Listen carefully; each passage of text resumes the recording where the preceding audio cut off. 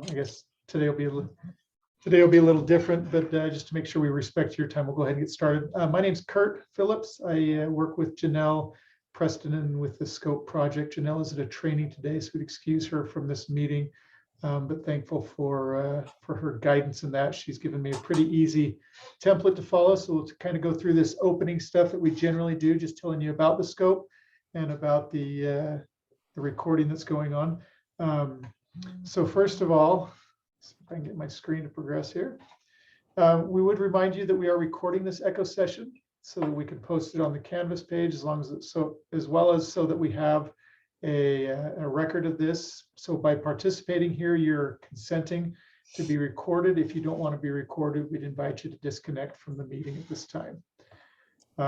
We'd also ask you in your profile, if you will put into the chat your name and the organization you represent, as well as for any who are on the hub, if you would identify yourself with an asterisk before your name so that we can keep accurate track of who is here. We do record that in our as part of our data. We remind you that ECHO is an interactive community. We'd encourage you to leave your cameras on so that we can see you, so that we can interact well. We would ask you to be engaged. If there are questions that you have, please make sure you put those in the chat or raise your hand. Bailey and I will be monitoring the chat during the presentation. Toward the end, after the didactic, we will have some case scenarios today, similar to the case presentations we've done. And so we would encourage you to stay for that. We'll be looking particularly today in different scenarios for resources or programs or projects that can help support the different scenarios. So it'll be a little bit different in the case study today or case narrative, but encourage you to stay and share your information with us during that portion of the scope presentation. Also, we always remind people when they're giving case presentations, or if you talk about a situation or a case that you've been involved in, please make sure that you don't identify the people in any way by name or even family members or addresses or that sort of thing. We won't have any specific anything on the screen that would be able to show that, but we'd ask that you keep any of the comments you make de-identified. When we talk about the ECHO sessions with regard to this scope, we try to build a community of practice, and that's one of the key reasons that we're here. Sue's topic today is actually on the community of practice and what it means and how to establish and how to help the communities of practice thrive. We do have the didactic speaker, which today is Sue Olsen, as well as the case presentation after that didactic. We would encourage you during the course of the presentation today, if you have a reflection from the session, something that you learned or that stuck out to you today, please put that in the chat. And then another comment, if you would, anything you learned particularly that you might add to the practice or the resources that we are talking about, please feel free to enter that in the chat. That's where we gain a lot of our knowledge as we collectively share. With regard to the ECHO sessions, we will have 2 in December as well. I think that will be the end of this session of scope, will be in December. You could pre-register for that either by going to the weekly announcement or by contacting the scope team at projectscope@usu.edu. You can receive professional development credits for this at the end of the session. Well, after the session, within a day or two after the session, you'll receive a survey in the mail. We'd encourage you to fill out that survey. Once you've filled out that survey, you'll be sent a certification or a certificate indicating that you've attended the session. And so we'd encourage you to fill out those surveys so that we can give you credit for that. And then you can take it to your organization for that continuing education or professional development credit. We'll turn some time over now to Michelle. She's going to talk about CME credit with our collaboration with the University of Utah. Great, thanks, Kurt. Yeah, so be sure to claim your CMA credit by midnight tonight, and you can claim your CEU credits by tomorrow. The code for CME today is 321195, and I will also put that in the chat. And then also watch for an email that I'll send out after the session that will have instructions on how to claim the CME and CEU credits. Perfect. Thank you, Michelle. We really appreciate the collaboration we have with the University of Utah. It really adds to the the scope and to the ability for us to get information out. Two things, this is where I usually live, Canvas. We do have a Canvas platform we put information on. I try to keep it updated each time. If you've been on a Zoom, on a scope call and haven't received an invite to Canvas, it should come today.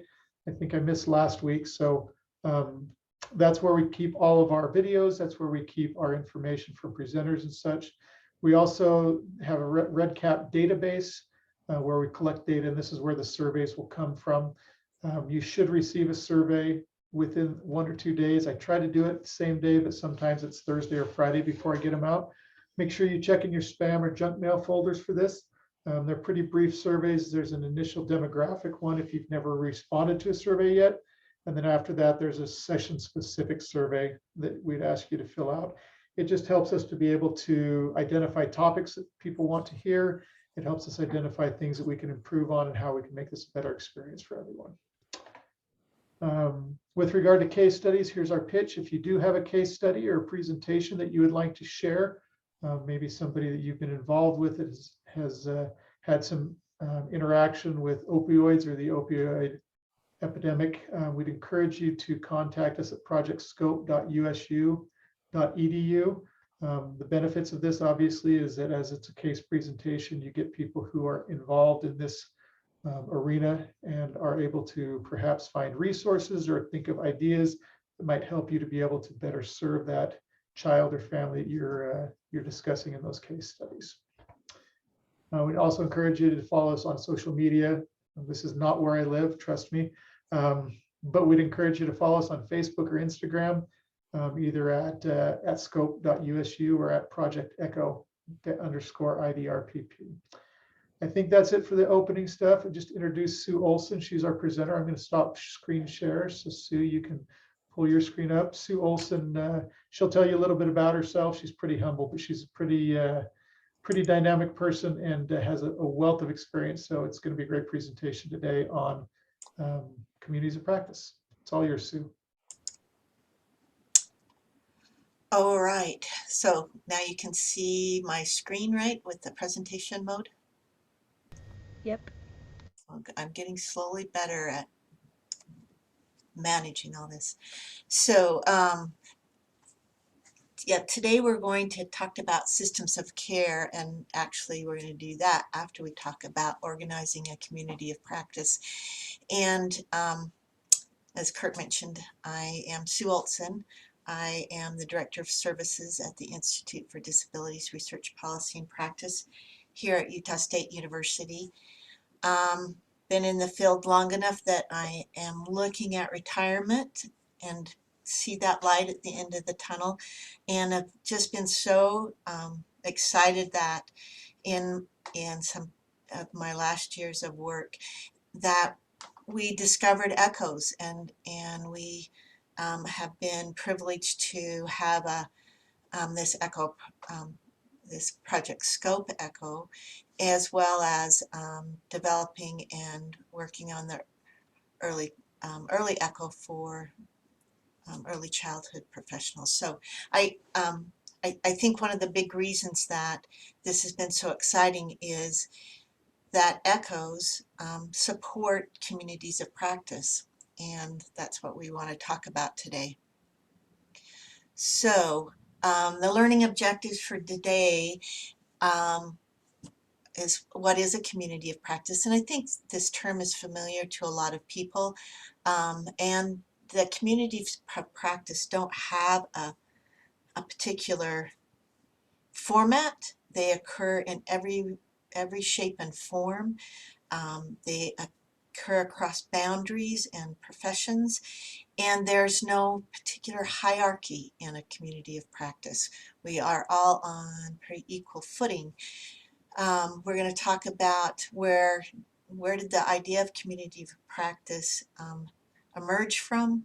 There are people who kind of honed the development of a community of practice, and we're going to talk about how a community of practice can get started And then we're going to compare and contrast about how project scope is a community of practice.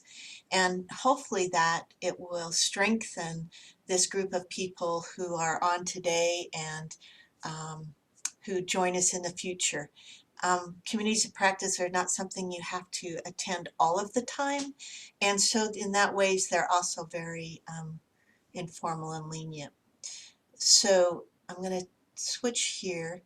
I'm going to switch screens right now because this is actually a video created by Powtoons on YouTube, and I wanted to slow the narrative down and turn on captioning and stuff. So I'm actually going to stop sharing here and share another screen and make sure that Bailey and Kurt, you can see that Powtoon screen now. Yes, we can. Okay, and so really I don't turn on caption because it's all written format anyway. All right, so practice your reading skills. Is that sounding okay? Yes.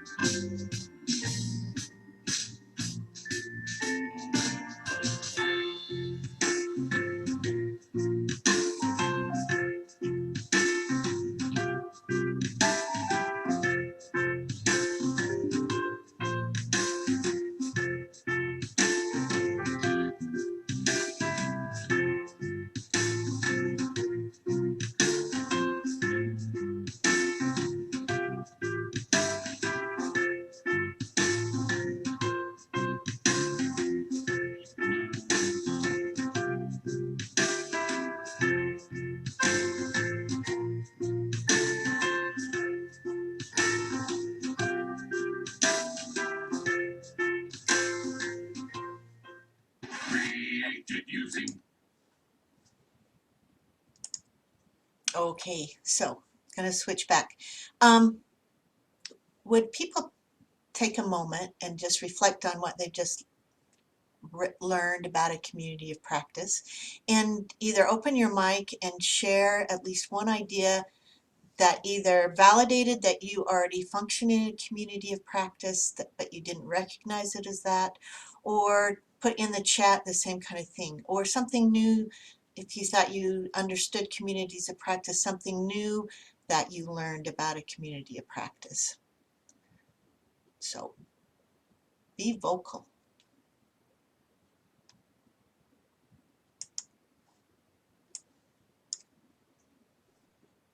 Do this, Sean. Hey, Sean. I think one thing was just, I guess I never really thought of the reflective piece, and that part of it I think is somewhat new, and also just how to incorporate that I think is something that oftentimes I think we might skip over because it does take a little bit more time and it takes more individual effort, and I think sometimes that piece is just easy to skip over, so it often gets forgotten. Great, thank you, Sean. Others?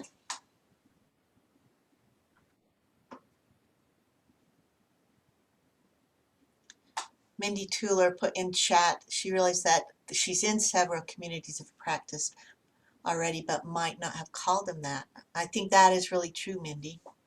I know you have a great one. Your care coordinator group is a great community of practice.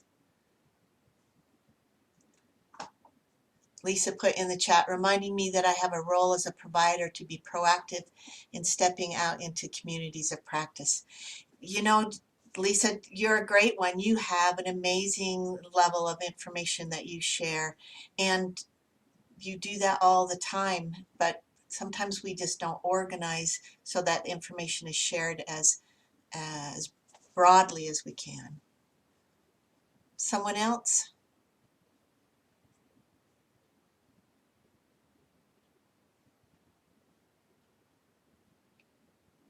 In the physical therapy part of the APTA, the American Physical Therapy Association, one of the things that they've talked about is knowledge translation. So basically, it is taking like close to 17 years for research on new therapy techniques to be disseminated to clinicians. So opening up more communities of practice could expedite that process and even lead to further research. So really, I think reflecting on the fields you're in and your interest, there's a great opportunity to help disseminate and pull together communities and resources. And that is such a great segue into this next slide that I want to share.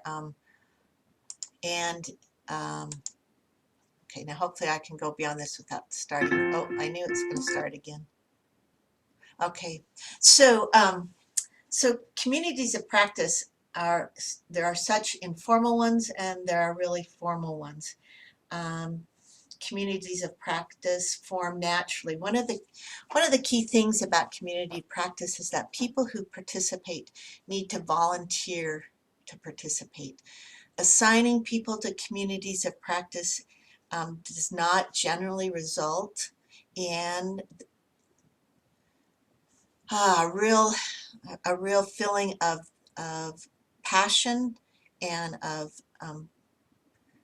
wanting to be there and participate. So you end up with many quiet, non-participating members until they really find the value of a community practice. So keep in mind that your communities of practice are not committees.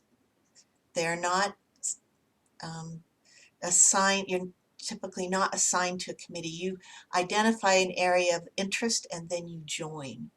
Community practice are places where we create, they share, we apply knowledge within and across boundaries of teams. Sounds pretty interdisciplinary in the way we think of interdisciplinary in working with young children and families who need expertise from a broad range of people. Organizations should become more proactive and systematic with developing and integrating communities of practice into their strategic plan. It really cuts down on a lot of administrative brain work if you use the expertise and knowledge with the people you work with, and draw on their effort to expand and drive your strategic plans. Communities of practice thrive when there's control and role. I want to say there is not control, but the control and role are released and ideas are discussed as meaningful as possible. Again, in communities of practice, no one is really in charge and no one should be seen as the boss. So one of the struggles that I have here in up to 3 early intervention is we've had developed communities practice, but when I attend, my role as the program director or coordinator flies in the face of just that open sharing and honest collaboration across. And so you really have to not be the boss when you go into communities of practice, just be one more person on the team. So this is what I was sharing about what Tressa said. Communities of practice happen everywhere. Chrysler Corporation almost went bankrupt, and they were really struggling to get on top of the market and to reinvent themselves and to, you know, a Jeep had been a Jeep for so long that everybody thought it had to be the same. And but those ideas almost bankrupt Chrysler Corporation. And they stopped to take a look, and they brought some experts into their organization to help them rethink themselves. And they realized that one of the problems they had is they had separate departments, you know, these great silos that we get into.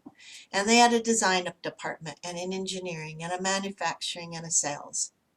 And what just drove everything into the ground was that design would do its design and take its time doing it to get it right. And then they'd send it to engineering.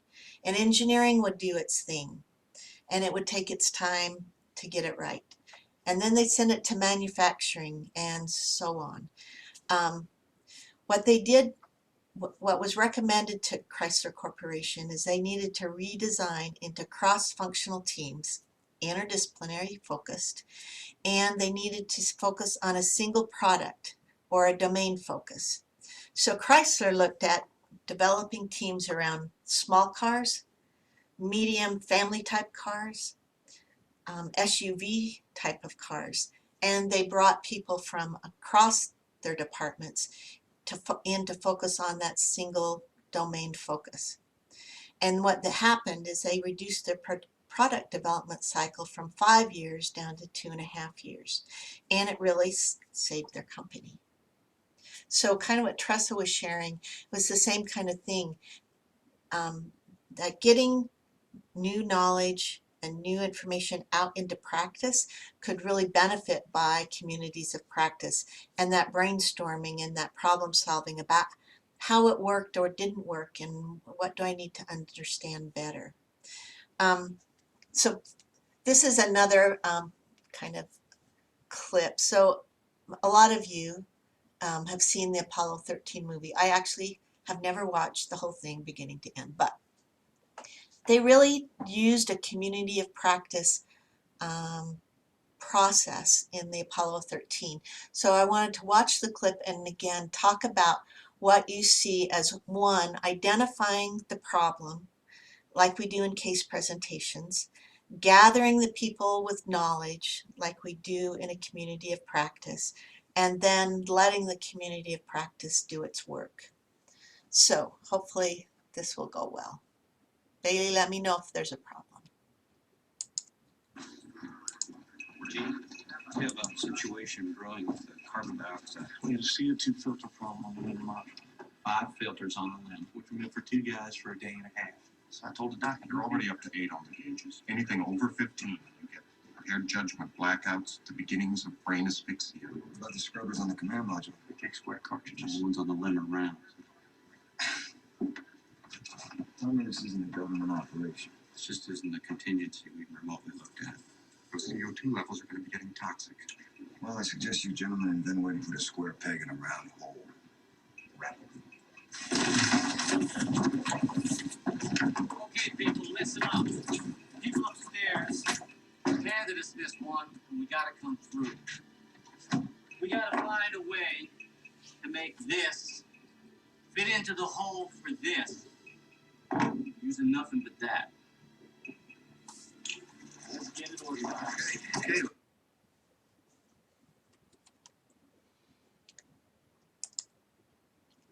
Okay, so just kind of the same thing. I just wanted to share how communities of practice can look so different than the people on the screen in front of me, because we are a community of practice. But what did you see? How was the problem identified?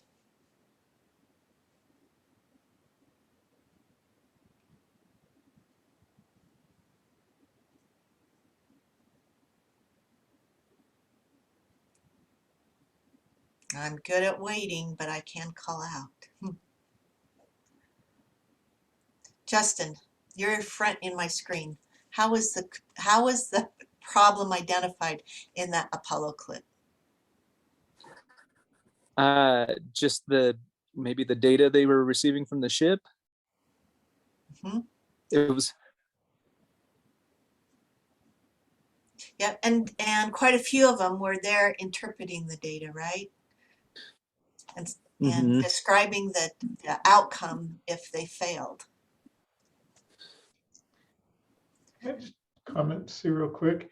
You know, it's interesting how this ties so closely to that community practice, because everybody there was there with one specific goal. They all had a vested interest in making sure this happened the right way, which I think is such a critical part of a community practice, that the people that are in that community practice have a vested interest in being able to solve problems.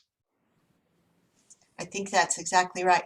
And if we weren't all interested in the impact of opioids on infants and toddlers and their parents and their family, we probably wouldn't be attending these scope sessions regularly. But we do have a common interest of that domain we want to focus on. So again, who saw in the clip how community of practice formed, and what was their plan?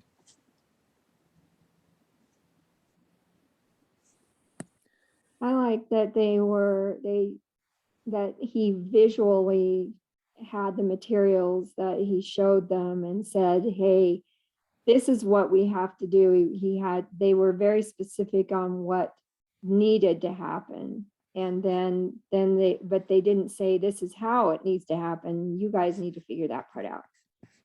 Great. And everybody brought their own expertise, their own background knowledge to help solve the problem. Mm-hmm. That's exactly right. That is exactly right. Other things that people noticed about how that community of practice, and if you've seen the movie, maybe you can draw on that, but how that community of practice really solved the problem. I think one thing too, Sue, as they got started, they really had to identify the resources that they had. And that's something that we, as you know, often beat our heads against the wall because of the limited resources we have and so many kids we have to serve. And so looking at it from that standpoint of knowing that you've got this limited or finite amount of resources to use, and then problem solving from that point forward allows you to, I think, bring solutions that are reliable and are usable, and not something that would be out of reach, so to speak. I think you're right. I think that really gives us the opportunity to think out of that box and not be judged for really strange and wacky ideas. So, all right, I'm going to go back to the presentation.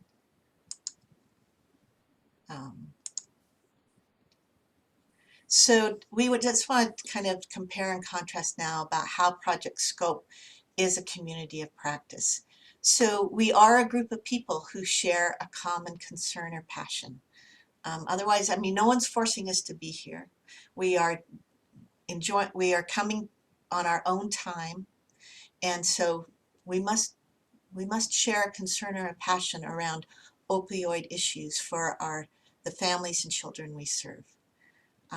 We have that common interest, and we want to learn more about NOWs and NAS and how we can use that knowledge to, again, become better practitioners, better early interventionists, better pediatricians or nurses or physical therapists or speech pathologists. We want to learn how to do it better. We want to interact regularly. One of the things we are actually trying out in this particular session of Project Scope is the last time we did it, we only met once a month. And the people who we got the grant from were a little disturbed by that because they wanted us to have our scope sessions bi-weekly. And so this time around we are doing this bi-weekly and getting together more frequently. And so as we finish up in December, hopefully we'll be asking you questions about and giving us opinions about would you have preferred it to be monthly? How was it more valuable to come together more regularly? So this is something that we're looking at in refining our process. And then we want to collaborate over extended period of time, sharing ideas and strategies, determining solutions and building innovations. One of the other reasons for Project Scope to be over multiple weeks and months is that something I learned in the first session I may have tried and implemented or discussed with a parent or a family or a colleague, and then found that maybe I didn't understand it as well as I thought I did. And it gives us a chance to come back and be reminded or ask for questions or for clarity.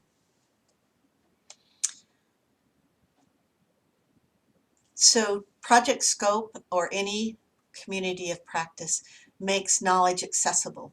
So in this particular group of folks that is attending today, and today we have, oh, I had it, how many do we have on today?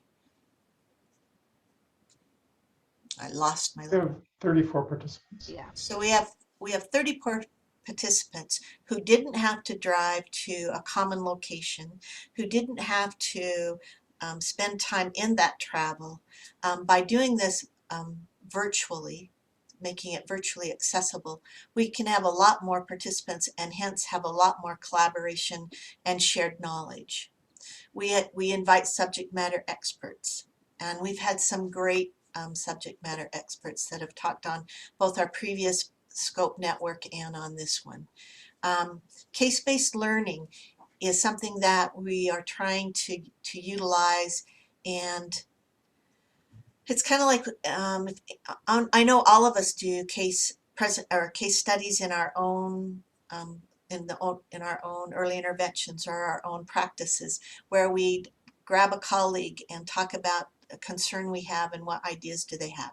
Case-based learning is critical, and we try to build it into the Scope project and share knowledge.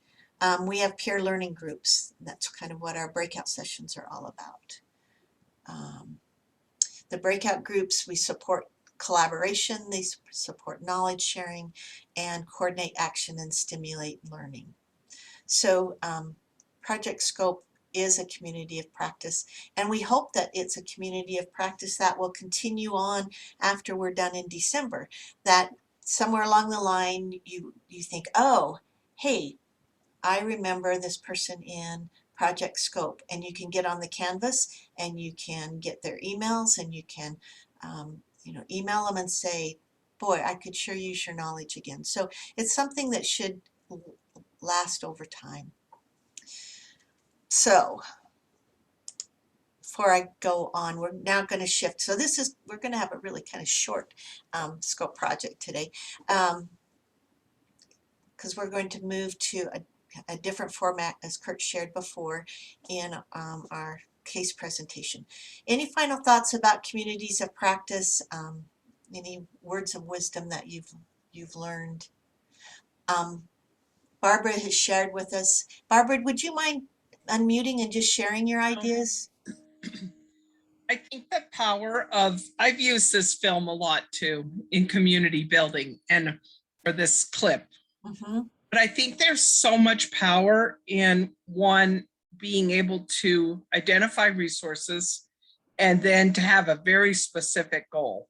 I love that. And I think it's really important. And I think once you attain that one goal, it's almost like you have a whole new environment to work in, and then you're able to readjust to another specific goal. So I love that. I think I would love to see this blossom more in the opioid epidemic, because I think there are specific things that we can work on. That's great. Thank you, Barbara. And I think you're absolutely right. Every time I was in all of the scope sessions the last time around, and then I learned just enough to have more questions. And so sitting in it this time, I've been able to answer some of those questions, or it's generated more. So hopefully, again, some way our community of practice with this group will continue. All right, so we're going to shift now. So what we wanted to do this time is go into breakout groups. There'll be larger breakout groups than normal. I think there's just 3. Is that right, Bailey? Yep, that's right. And there's 2 hub facilitators in the breakout. And in the breakout, we're going to have different case presentations in each of the breakouts. The goal of the breakout this time around, though, is not to talk about what kind of therapies or strategies we might recommend to address the individual's situation, but to identify resources and support. So I'm going to shift back to my presentation just to talk about this a little bit. So we want to identify services and support that extend beyond the current provider. So again, I often go back to early intervention because that's what I am.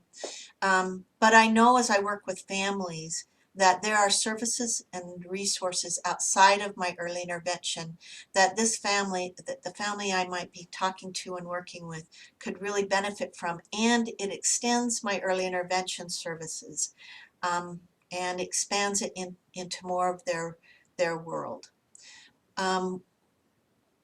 The second bullet doesn't read quite right, but it also allows, again, in that same scenario, as if I'm as an early interventionist talking with a family, I can use those resources and support that I'm familiar with to go beyond my scope of practice.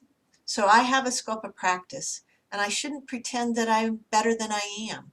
I shouldn't try to pretend that I know more than I know. And if someone really needs mental health support and services, that really isn't me, but I know places and people that I can refer this family to.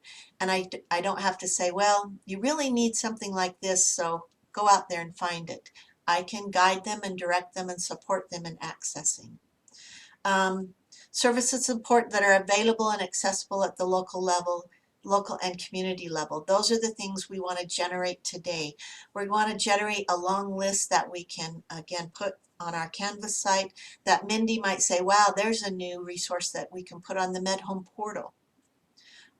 We want to look at services and support that meet the needs of the parent, the family, the patient. We want to identify community ones, online ones, private, public, formal, informal. We want organizations of support and services and resources. So from the very broad things down to the very individual thing. I might say, I know about this great agency, or I might know about this great provider. So again, this is a place for us to share and create this great long list of resources and support around opioid issues.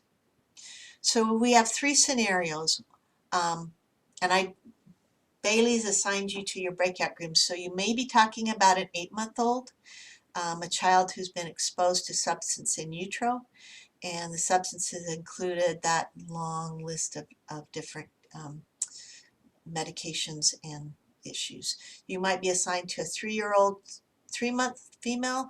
A child has had difficulty both at home. She now lives with an adoptive mother and father and non-biological younger sister, who's approximately 6 months old.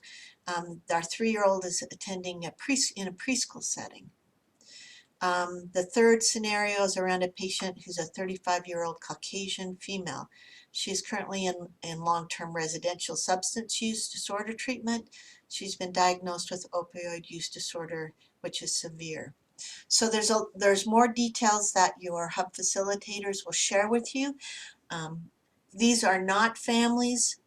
These scenarios were not identified from families living in Utah. They're actually project scopes around the United States, and we drew these from Kentucky and somewhere else, Ohio maybe.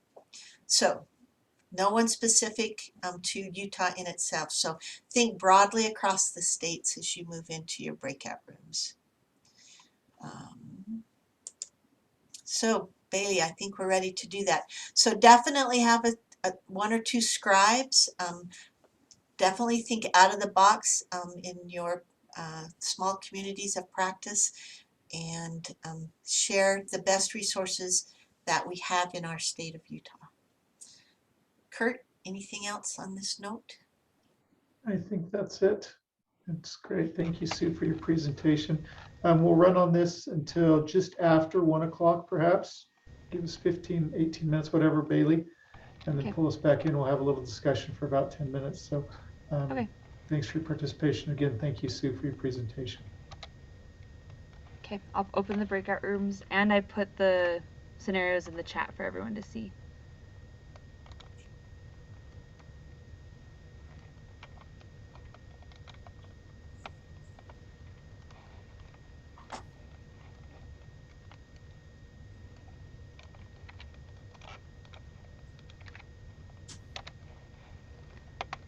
Sue, did you want to go into a breakout room? Sure. Okay. Do you have a preference for which one? Nope, you can put me anywhere. Okay. I will send you. Oh. We'll send you to group 3. Perfect.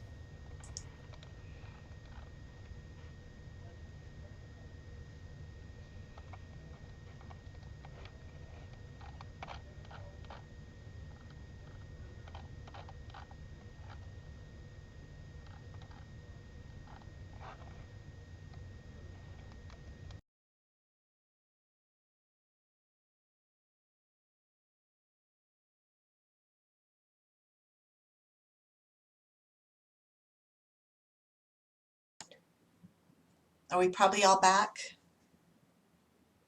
Yep, everyone's back. All right. So we thought maybe we'd just tie up this activity with maybe each group identifying like 1 or 2, either like aha, like, oh, what a great resource. And then we'll work to get them on the canvas, and then and provide, I think I can even build out contact information for the different resources we've identified.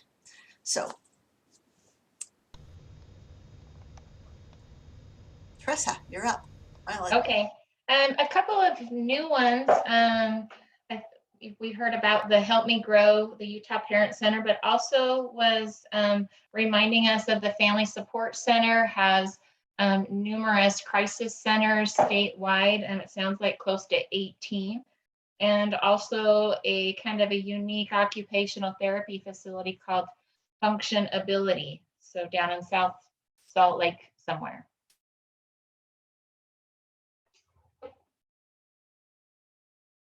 And hippotherapy. We also talked about hippotherapy like at Utah State, or there's Freedom Riders in Ogden or Striders in South Salt Lake.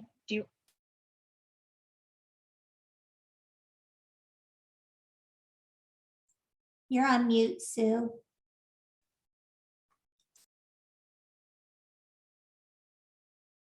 I'm on mute, and then I said, Lisa, you were one of the leads, so. All right, I'm glad I know you were saying my name.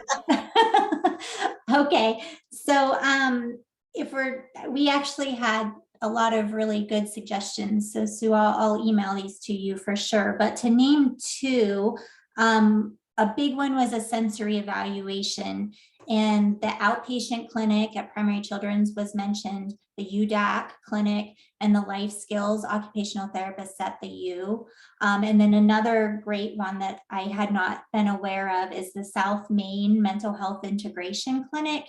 And they said that that is quick access to a child psychiatrist, which is what I'm aware of, kind of tricky and hard to come by for child specific psychiatry, and especially quick access. So those were two that jumped out. And like I said, I'll mail the rest to you as well, Sue. Perfect, thank you. All right. Lisa, were you with Kyla, or Kyla, who No. were you with? Kyla and I No. were together. Okay, so Kyla, you're on. All right. We talked a lot about just parent-child substance use treatment. We talked a lot about the peer support through agencies like USARA, and then we got kind of down and it's all my own fault, so I shouldn't blame anyone else. We got down a concrete support rabbit hole of, when you are leaving residential drug treatment, you haven't been working, so where are you going to live? How do you reintegrate back into, so even if you are successful in treatment, how do you have what you need to properly take care of the 7-month-old baby? And if you've been apart, how do you work on that bonding? So we talked about early intervention and some pieces there to make sure the baby's developing while mom is getting treatment. And while we were talking, I took notes and I was pulling up I just Google searched some of these things. And so there's some resources on our notes. It'll be at Canvas for potential housing, the Super Ad Clinic, my USARA, just utahopioids.org, some different websites that may lead you to resources. This is way out of my range because I work with little kids. And so we were dealing with the scenario for the 35-year-old mom. But the folks in the group had some really good resources. So those will all be in the Canvas. I think those resources for parents are something that we're not always as knowledgeable about in early intervention as we should be. So that will be very helpful.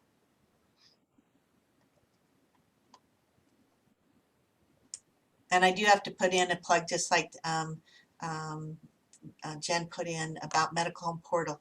It has amazing resources, and Mindy said, sometimes you got to dig for them because we identified Medicaid waivers, but again, Med Home Portal has great information and is kind of a go-to place for me.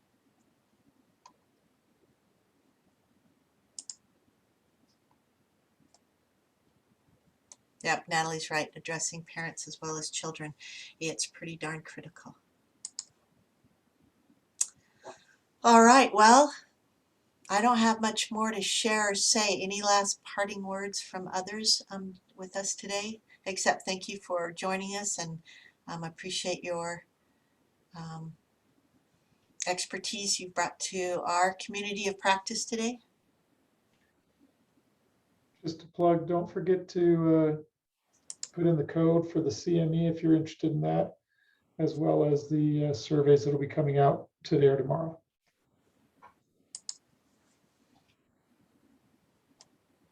Okay, well, thank you all. Have a great holiday because we don't see you before Thanksgiving, so enjoy all that you have and your families and your communities, and take care. Thanks. Bye-bye. Thank you.